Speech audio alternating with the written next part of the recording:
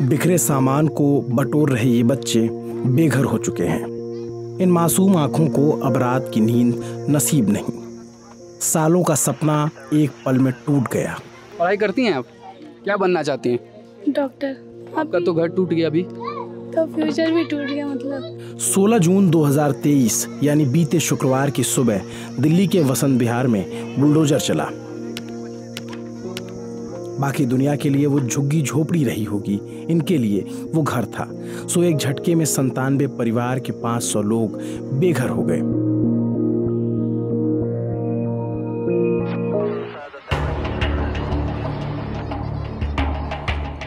कार्रवाई प्रियंका गांधी कैंप से अतिक्रमण हटाने की थी। एनडीआरएफ का मुख्यालय बनाने के लिए इनके घरौंदे गिराए गए। 15 साल की इस लड़की का नाम नूरजहां है। 11वीं में पढ़ती हैं।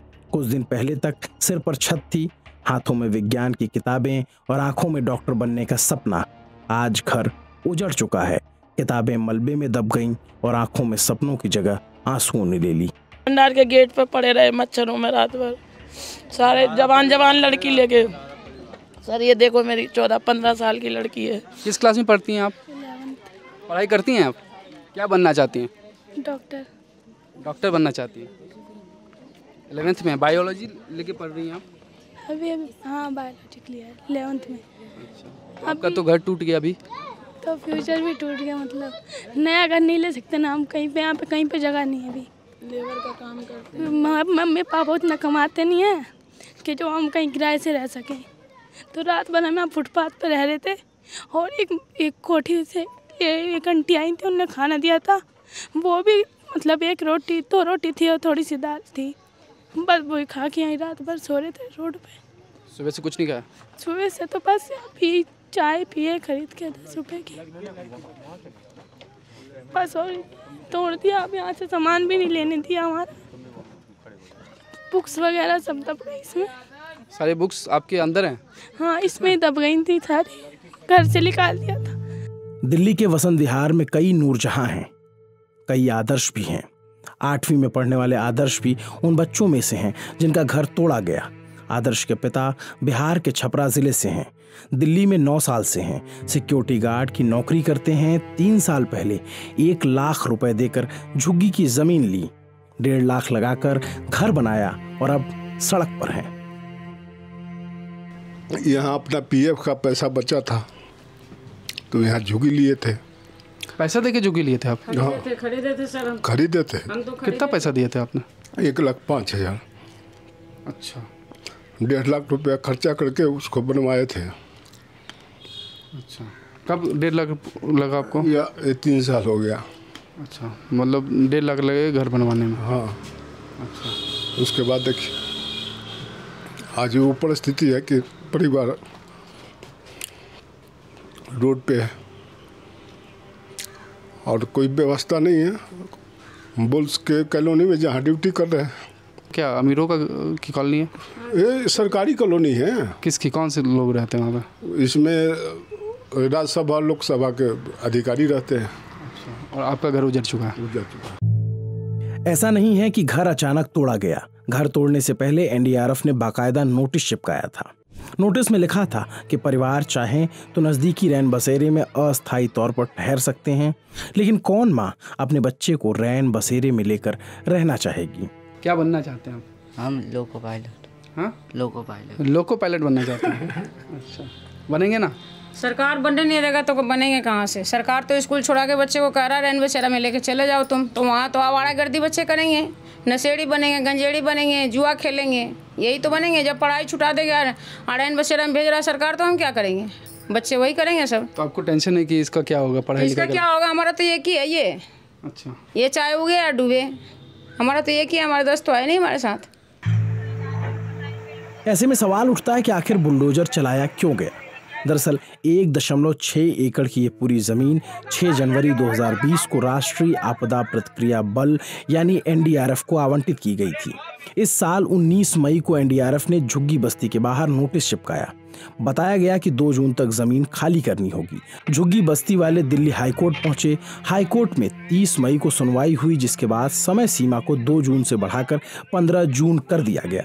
साल 2019 में इस बस्ती से जुड़े सामाजिक कार्यकर्ता रेखा सिंह इन घरों को टूटने से बचाना चाहती थी और इसके लिए रेखा सिंह ने तमाम जगह चिट्ठी लिखी। दिल्ली के मुख्यमंत्री अरविंद केजरीवाल से भी मिलने का आग्रह किया था, लेकिन मिले दिल्ली सरकार में मंत्री सौरभ भारद्वाज। 5 जून को मुलाकात हुई। सरकार की तरफ से सौरभ भारद्वाज ने मदद का आश्वासन भी दिया था। उन्होंने हमें बोला कि दिल्ली सरकार हम खुद चाहते हैं, उन्होंने ऐसे बोला कि मैं खुद पर्सनली चाहता हूं कि मैं आप लोगों की हेल्प करूं और कानून के दायरे में रहते हुए जितना भी हो सकेगा मैं मदद करूंगा।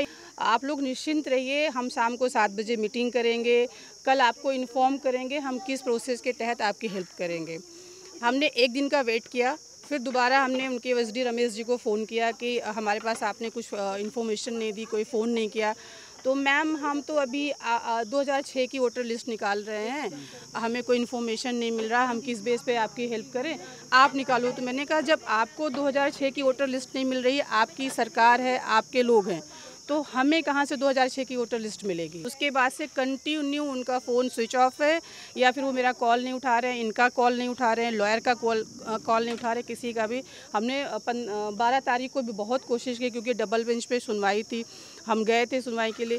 उनके डीसीपी के वकील ने बोला कि हमें दिल्ली सरकार की तरफ से कोई आश्वासन या कुछ भी नहीं बोला गया है कि आपको कोर्ट में जाके क्या बोलना है। डीसीपी के वकील जो है हमारी तरफ से कुछ भी नहीं बोला सरकार, बल्कि एनडीआरएफ की तरफ से बोल रहे थे। क्या? अच्छा, उनके सपोर्ट में क्या? उनके सपोर्ट में बोल रहे थे कि जज से बोला उन्होंने कि सर ये तो देश की सुरक्षा का मामला है, इनको जमीन तो खाली करनी पड़ेगी। कोर्ट में एनडीआरएफ की दलील थी कि राजधानी दिल्ली भूकंप जोन में आता है और इसलिए देश की सुरक्षा के लिए राजधानी में एनडीआरएफ का एक मुख्यालय होना जरूरी है। मुख्यालय बनना भी चाहिए, मगर इन झुग्गी वालों का पुनर्वास, उसका सवाल भी तो है। इस पर झुग्गी बस्ती कैंप के वकील ने हाईकोर्ट में कहा कि अतिक्रमण हटाने से पहले पुनर्वास की व्यवस्था होनी चाहिए, लेकिन हाईकोर्ट ने अतिक्रमण पर कार्रवाई से रोक लगाने को मना कर दिया। वो सारी अलग बात है, जमीन जिसकी भी हो, लोगों जनता की होती है ना, जमीन किसी एजेंसी या सरकार की नहीं होती है। सरकार उसको होल्ड करते हैं एज एन अथॉरिटी, क्यों? जनता के लिए चीजें डेवलप करने के लिए ना। तो आप उसी जनता को बेघर करके आप यहाँ पे ऑफिस बनाइए।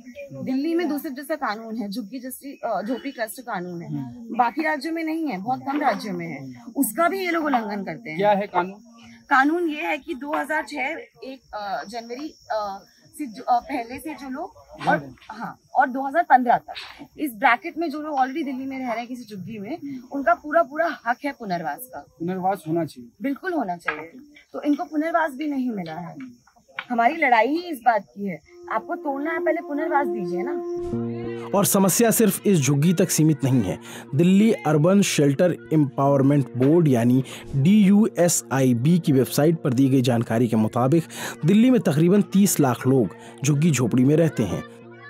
स्लम और झुग्गी झोपड़ी के मामले पहले MCD के अधीन आते थे, वो अब इस बोर्ड के अंडर आते हैं और खुद मुख्यमंत्री केजरीवाल इस बोर्ड के चेयरपर्सन हैं। इस मामले में हमने DUSIB का पक्ष भी जानने की कोशिश की, लेकिन उनकी तरफ से कोई जवाब नहीं मिला। हालांकि NDRF ने अपना पक्ष रखा। NDRF के IG नरेंद्र सिंह बुंदेला ने लल्लन टॉप को बताया, जो कुछ भी हुआ वो कानूनी दायरे में हुआ। NDRF का हेडक्वार्टर बनना हमारे लिए जरूरी है। इसके लिए गृह मंत्रालय से फंड भी पास हो चुके हैं। बिल्डिंग की डिजाइन का काम भी हो चुका है और जल्द ही इस पर निर्माण शुरू होने वाला है। तो ऐसे में NDRF को तो जमीन मिल गई, मुख्यालय भी तनकर खड़ा हो जाएगा, मगर बेघर हुए 500 लोगों का क्या? पहली बार जब ये मामला दिल्ली हाईकोर्ट में गया तो हाईकोर्ट ने इसको देखा और समझा, पर फिर इस बात को DUSIB यह कहते हुए कि ये तमाम प्रियंका गांधी कैंप के लोग जो है वो रिहैबिलिटेशन के लिए एलिजिबल नहीं है, पात्र नहीं है। कि पात्र क्यों नहीं है? ये इसलिए पात्र नहीं है क्योंकि DUSIB ने इनको रिकॉग्नाइज नहीं किया है। DUSIB की वेबसाइट पे जाएंगे तो वहाँ पर अगर 675 बस्तियों की लिस्ट लगी हुई है, जिसको वो JJ बस्ती बोलते हैं, झुग्गी झोपड़ी बस्ती, और ये जो प्रियंका गांधी है वो झुग्गी झोपड़ी बस्ती नहीं है। तो सवाल खड़ा होता है कि प्रियंका गांधी कैंप में तो विशेष रूप से निर्माण मजदूर और घरेलू कामगार वहाँ पर रहते हैं, सबके मकान कच्चे हैं, वहाँ कोई इस प्रकार के फ्लैट्स और डबल बिल्डिंग नहीं बनी हुई है, फिर उसको आप झुग्गी झोपड़ी क्यों नहीं गिन रहे? तो ड्यूसिप कहता है कि हमने इसको रिकॉग्नाइज़ नहीं किया, हमने इसकी पहचान नहीं की।